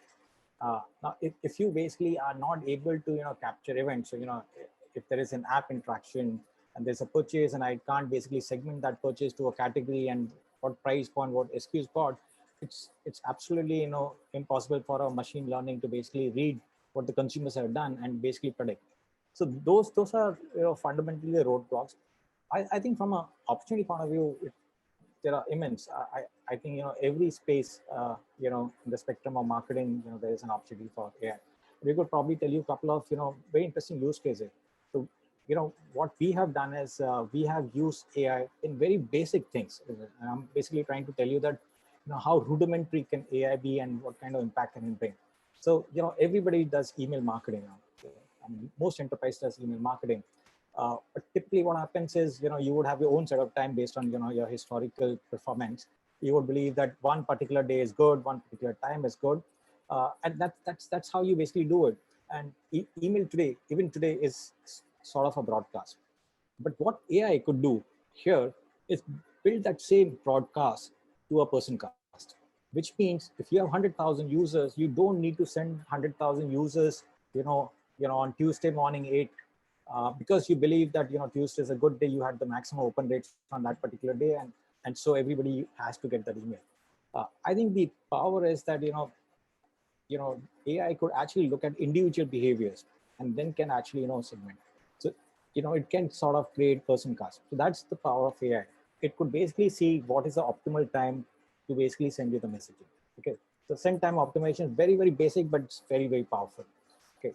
The second thing is, the AI could also look at the patterns of, what's relevant to you. So a subject line, which is very basic, hygiene, just changing some keywords in the subject line, we have seen has shown incredible response. Okay, in the open rates and obviously then the CTRs. So, those are specific things. So today our machine learning is so powerful to say that, if you basically put a subject line, we could basically with high confidence say that what kind of open rates can this, email campaign have. And the machine can also recommend that, if you add these two keywords, maybe you will have a 5% delta. So that's a second aspect of it. Okay, the third aspect is, the AI could also do smart segmentation. So for example, you're sending a communication to your 100,000 customer base. Maybe the communication is not relevant to the 100,000. So can you create smart segment? So eventually you will have, 8%, 10%, 15% open rates. That's eventually what we'll get. But if you keep out the 50,000 customers who are not relevant for that communication, your open rates will be 30%, 35%. So you get the same kind of open rates, but your exposure to the, the audience space is restricted. So I think those are elements that AI does very well if the data are very structured. If you basically, pass on, the information back to the machine. I think there are a couple of other things which AI does very powerful. AI can actually look at how the user is engaging with the brand. Okay, and basis that, I mean, the machine could basically with very high confidence say which user are going to be churning out. Okay, so you could probably figure out that this is a customer is likely to churn and sort of create a journey which can basically win back that customer. So predicting the scores on how the user is going to be responding sometime in future is something that you could do. You could also do A/B testing. So your conversation optimization, stuff like that, your product recommendations, all of those stuff can be done through AI. So AI, in my view, has a role to play in all aspects of marketing. The only thing that it will need is basically a constant flow of structured data which comes back to it, so that the machine can learn, matures its algorithm, and show some demonstrated results. Okay. Thank you, Girish. So now I will ask a question, which is for all three of you. So this is more like a conclusion question, looking at the holistic view, the lovely discussions that we've had. There's a lot of buzz around customer one view or customer 360 in the e-commerce space. Everywhere we go, the brands are expecting to have one view, 360 view degree, everything together, as we already discussed, omnichannel. So how do you use it, or you intend to use it in your company's e-commerce initiatives? How are you looking at it? Over to you, Sridhar. We'll start with you. Okay, thank you. I think this is a very interesting question. In principle, I'm absolutely for it that we need to get a single 360-degree view of a consumer. But the question remains, for a CPG industry, how do you do that? I can understand, Pawan's organization able to do it because they control the last mile purchase point, the POS terminal, as they call it, with the consumer, and therefore you're able to see a lot of data, a lot of interactive. But as a CPG brand, how do you then start getting a 360 view of a consumer? That remains a challenge for us, but definitely I'll be personally very interested to, double click on that space, understand how global companies in the CPG space have done it, and that remains a challenge at the moment for us, yet, and also an opportunity, I would say. So any MarTech solutions which help us do that. Let's say in our industry, we don't service the consumers directly apart from our D2C website. That's the place where we are able to get some amount of view from our about the consumer. But the rest, what do we do? Having said that, where we are investing today in terms of seeing, as Pawan was saying about, the multi-channel consumer behavior, of course, we are seeing that where consumers are buying online, the same consumer is, going and buying in the grocery. How do we kind of measure the impact of one channel having the impact on the other? That's a space where we want to invest. As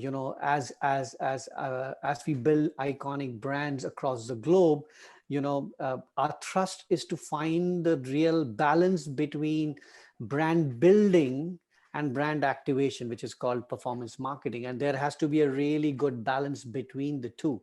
And, and ideally in the 60-40 ratio, where the thrust on brand building for long-term growth and profitability is even more, and only 40% is kind of used to scale up performance marketing. But the critical area where we are investing now is to how do you measure, of if we have done an ATL campaign, what is the impact of that in an online grocery store, or vice versa, where you've done sponsored ads or sponsored products in an e-marketplace. Does it at all have an impact on the offline retail?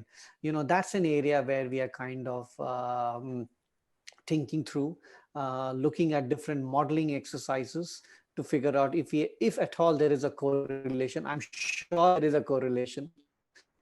There's beginning to see some green shoots of that correlation of our ATL work having an impact on the online thing. But from a 360-degree view, as you rightly said, so principally, I'm fully aligned and I want to, double click on that space. But for a CPG, how do you do it remains a question mark. Okay. Pawan, your thoughts on this? Yeah, see, if you see just one view of the customer, I think it's the ideal scenario for any marketeers to sort of figure this out. We are just beginning to learn this, to be honest with you, because what was happening is we knew our customers who are coming to our stores, and we could know more about it, but beyond a point, like, what's their journey like, we did not have any view of it, right? But I think that's sort of now, especially because you are in this world of e-commerce, you're in this world of literally creating and providing solution to your customers, then I think the thing changes. So I'll give you an example. During the second wave after the pandemic, we suddenly realized that we were recruiting huge amount of new customers, like almost 60% of our customer came online. Neither they were engaged with us offline or online ever, right? So I think that kind of gave us a view of like literally recruiting that customer. But what happened post, I think once the sort of lockdown are sort of getting lifted, we realized that, out of the new customers, we realized that, almost 30-35% of actually now going to the store. So in a way, I think if you look at it, because of the whole seamlessness of online and offline both put together, we could recruit absolutely new customer who were not engaged with our format. I think their first touch point was actually online, but they happen to go offline as well. I mean, now at this point in time, we're absolutely okay whether you engage with the online customer at an online platform or you go to the offline platform. So that's something which we are absolutely fine. But I'm just saying that it's just the beginning. The moment I think we are able to understand the category nuances, right? I mean, there are people who actually come and buy just food from us, right? I mean, I think looking at that view and what we can sell across the group, right? What we, apart from their habit and so on and so forth. So I think for us, I think it's the beginning, and that's what we ideally want. But I think it's a journey which we are going to learn, and we are going to take up this journey. But that's where we are at this point in time. Thank you, Pawan. Girish, your thoughts? Yeah, so I couldn't agree less to what Sridhar and Pawan said. I think it's very, very imperative that marketers do need to have a single view of the customer. I think one of the fundamental reasons for that is I think the touch points are now multivariate. Okay, so the same customer is engaging with the brand on the app, on the website, on the physical stores, on the bots. I think there are multiple ways. And if a brand cannot distinguish, so imagine that I bought one of your brand product from let's say your website, and then I'm on your app and you basically trying to sell me the same thing. It's not a great experience. So I think the data across the assets that a brand today has, which is interfacing the customer, should be in sync with each other. I think that's a fundamental. The second thing is, I think Sridhar has a very great point that, I think the challenge is that how do you get offline transaction and the customers to discover? I think a lot of brands are taking initiative. Maybe it may not be relevant for you, but a brand which is as mass as Distillery, it's in about, 10 million barrels, jars offline, is taking initiative to basically discover who's buying it, because they also realize that there is cannibalization that's happening at store. They're today at the mercy of the distribution and the retail network. At the same time, customer don't mind buying online. I think fundamentally, more importantly, is the customer don't mind buying online. And if they buy online, they can actually upgrade that guy. They know the pattern of the purchases. They can actually upsell that guy to subscription. They can cross-sell other products, which today, if you don't have the data, you will miss it. So, for a brand like Bisleri to basically sell its own brand to a customer who's already buying it, they have to spend money. So there are stuff. So I think they're doing a lot of stuff, and one must look at what they're doing. They're doing, so what they've done is they've got QR code based customer promotion to actually engage the customer. There's a cost of, data that's coming back to you, but it's a one-time cost, and they know how they will basically, get it back. Second thing is that once you get that, okay, you're sort of augmenting with certain attributes of the user. And then the idea here is that, get him to your site. So, offline guy who's bought it from an offline store, getting himself discovered to the brand then persuading him to come online, and then holding him back because you have data. I think that's the trajectory. That's the way, most brands will eventually shift. And if a mass brand like, Bisleri could do, which is absolutely what is, I don't think so it's a high engagement brand. It's a very, very low engagement brand. Something which is, more premium. The aspirational value of brand like Sridhar, yours is much higher. I would believe that you will probably see a better participation from users. So yeah, on the surface, I think it's very important. It's very important to basically discover what your customers are doing across different platforms. The data has to come back, and it also allows a marketer to actually look at the same customer very differently. If I know what my customer is posting on social, what kind of creatives he engaging with, what kind of content he's coming on my site and consuming, the kind of, engagement that I would rather do with him is going to be very different, which today, the experience is very fragmented. So I think it's very, very essential. It's very essential. And today the technology exists. So, technology of data lake has evolved to customer data platforms, which is not just, storing your data and actually, bringing it all together. It is basically, giving you an opportunity to basically, write rules on that. So, if you know that you got a data of a customer and he's not going to be engaging with you, you can write rules which can actually automate a journey. You could say that, hey, what, you didn't like my product, the experience was bad, you found the product different, you want to basically get a coupon to try it again. So I think you could basically do all of that now, and which is what is going to be a big disruptor. That you will bring all this, data point together, and you will have an opportunity. So it's not passive data; it's data which on which you could basically take actions. So it's actionable data. I think that's going to be transformational. Thank you, Girish, for this. So this brings us to the end of today's session, and I think it was lovely knowing your thoughts on how brands are performing today, where we are leading post-COVID. And I think there's much more in the market that we look up to now, and where it is going tomorrow. So yeah, I think thank you everybody for this.